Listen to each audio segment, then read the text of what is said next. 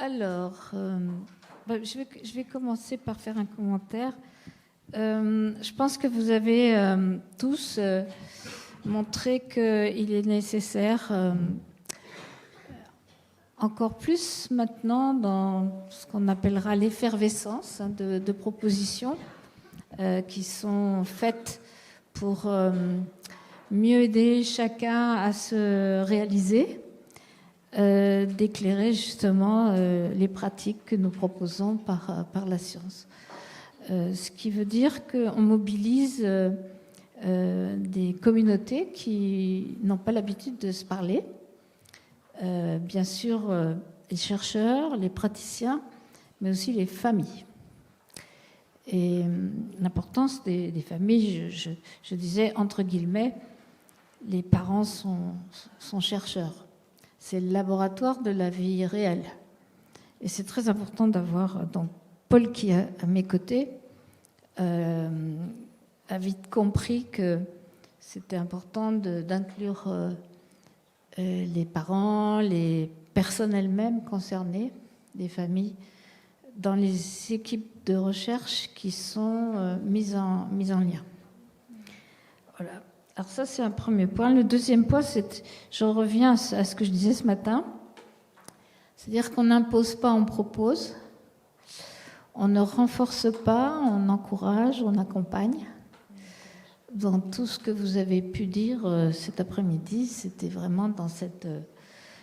voilà. Et puis, l'atmosphère dans laquelle vont baigner ceux qui aident les personnes qui ont besoin d'aide, les personnes qui ont besoin d'aide qui font des efforts, et puis tous ceux qui les accompagnent dans un environnement. Donc tranquillité, disponibilité, réciprocité. Il n'y a pas de... Vous voyez, ça c'était la trilogie de notre patron Lelore, Gilbert Lelore, qui avait trouvé la clé pour orchestrer ces interactions qui sont des interactions qui sont pour certains naturelles, faciles et pour d'autres pas faciles à mobiliser. Donc voilà tout ce qu'on a pu voir cet après-midi. Donc est-ce que vous avez des questions ? Est-ce que vous avez des questions, des commentaires ? Je vais faire juste je vais rebondir sur la présentation de Bernadette qui, en tant que maman, au départ, et à l'arrivée aussi d'ailleurs, a écouté ses propres convictions pour amener son fils à développer des aptitudes qu'a priori on ne lui reconnaissait pas. Et on a eu un petit peu le même parcours, le démarrage avec le ski. Je salue Jean-Marcel qui a appris le ski à notre fille, il peut se lever. Parce qu'on le félicite, parce que c'est vraiment, c'est pas un spécialiste de l'autisme, mais quand moi j'ai skié, et quand notre fils était petit, on l'a mis au ski avec son papa d'ailleurs. Et puis on avait Amélie et je vais faire court. Amélie, j'ai dit bon, le ski peut-être un peu compliqué. J'ai commencé à la mettre sur une luge et puis ça l'intéressait pas du tout parce qu'elle aime bien les sensations justement. Elle était là, elle se laissait vraiment quasiment traîner sur le sol. Donc j'ai dit c'est pas possible, il faut trouver une solution. On va essayer de la faire skier. Et on avait un ami en commun qui nous a dit le ski est plus facile que la marche. Elle marche, elle skiera. Donc on s'est pas démonté. On a appelé Jean-Marcel et on a commencé avec des patinettes. Je crois que la première fois, je ne sais pas, elle a fait quoi 30 cm, 1 mètre, peut-être un petit peu plus. C'était la première fois, d'avoir dans les 6 ans. Et chaque année, une année après l'autre, Amélie a fait du ski. Et vraiment du ski. C'était plus des patinettes, ça a été du ski très rapidement d'ailleurs, à tel point que... avec une dignité exemplaire pour une personne qui n'avait jamais skié, bien plus élégante que beaucoup de débutants que nous avons pu être, très raide, elle skie sans bâton, elle a développé des sensations extraordinaires. La communication, je dirais, c'était inné. Enfin, Jean-Marcel est en moniteur de ski, mais c'est pas les mêmes méthodes à appuyer, parce qu'Amélie skie sans bâton, et en fait, elle a appris à réagir aux consignes, notamment à un mouvement du bras, des impulsions sur le coude. Elle a appris seule à déraper sur des pistes rouges. Et je veux dire, c'était quelque chose d'extraordinaire. Et je me souviens qu'à ce moment-là, on allait faire les bilans à Tours, à l'INSERM, et on avait des films, évidemment, parce qu'on filmait nos enfants comme tout le monde, et surtout Amélie à ce moment-là, et on avait présenté, dans le cadre de l'évaluation du bilan d'Amélie, une vidéo d'Amélie que j'avais mis sur notre vidéo qu'on avait fait dernièrement. Et Catherine avait dit une chose dont nous on se rappelle très bien. Elle nous a dit je vous connais, je connais Amélie. Je pourrais croire qu'au départ, on pourrait croire que ce n'est pas Amélie qui skie quand on fait certains bilans de compétences, mais je vous connais, le film n'est pas truqué, et ce qui prouve qu'il faut toujours essayer et qu'il y a toujours quelque chose chez ces personnes quand on le trouve où des capacités peuvent apparaître. C'est pas parce qu'elle ne sait pas mettre un cube dans un trou et tenir un crayon, parce que c'est ce qui est son cas, ça ne l'intéresse strictement pas d'ailleurs. Je tiens à le préciser, ça ne l'a jamais intéressé. Ça a été un échec total dans les évaluations, dans les IME et partout. Mais par contre, Amélie skie. Et elle skie, je suis sûre, comme peu de personnes peuvent skier. Et donc, alors ça, c'est la maman qui va parler quand on est une maman, de temps en temps.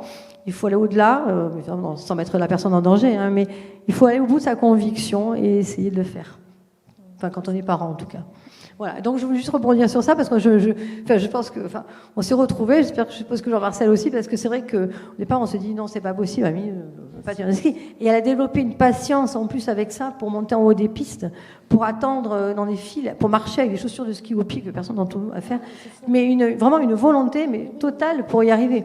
À tel point que une des premières années où elle a skié, quand on a dû partir pied au bagage, Amie a refusé d'entrer dans la voiture, elle est retournée dans l'hôtel parce que vraiment c'était quelque chose d'important, quoi. Et en fait, on y a découvert des capacités de sportives, d'équilibre, que quand on la voit marcher et sautiller des fois sur c'est un peu aléatoire, qu'on n'aurait jamais imaginé, quoi.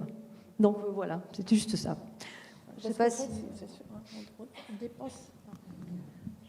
je pense que bien trop souvent on se ferme des portes.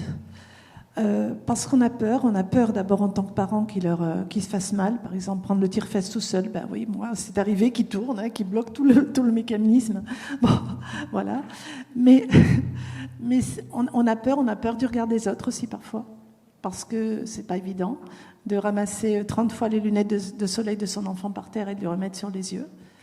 Mais si on le fait, ben on passe des caps. Et je pense que le bénéfice apporté dépasse et de loin les bénéfices du sport en lui-même. Voilà. C'est ça qui me paraît le plus important par rapport au sport, c'est que c'est ce que je disais tout à l'heure, c'est vraiment un outil, c'est un vecteur. Comme tu disais pour la médiation animale, on utilise, voilà, et on peut développer des compétences.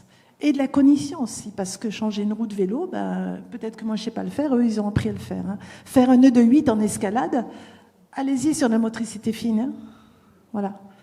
C'est pas évident du tout de savoir s'accorder, savoir assurer quelqu'un d'autre aussi, utiliser les matériels, arriver en haut d'une voie et faire un relais. Et il est non-verbal, mon fils, hein, je précise. Donc c'est quand même un autiste, un vrai, de Caner, comme on disait tout à l'heure. Voilà. Petit mot de conclusion ? Oui, un petit mot de conclusion de Paul, la jeune génération. C'est gentil, Catherine.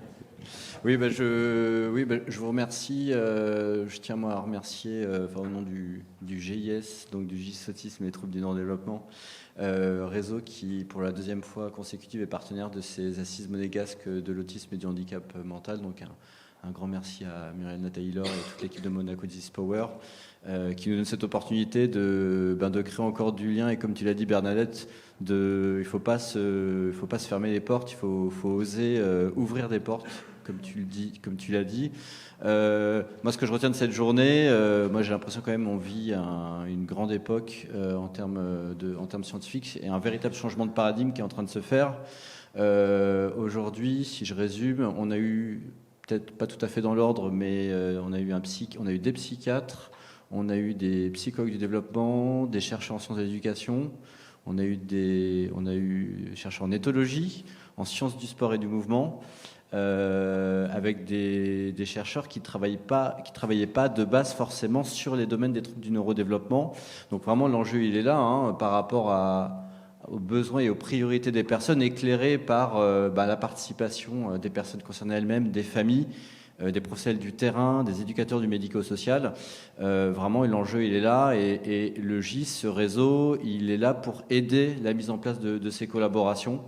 Donc un grand merci à Monaco Disease Power qui est aux côtés des chercheurs depuis, Catherine, tu l'as rappelé, ça fait un petit moment que ça dure. En 2017, le réseau Recherche Autisme à Visan, qui a donné en 2019 donc le GIS.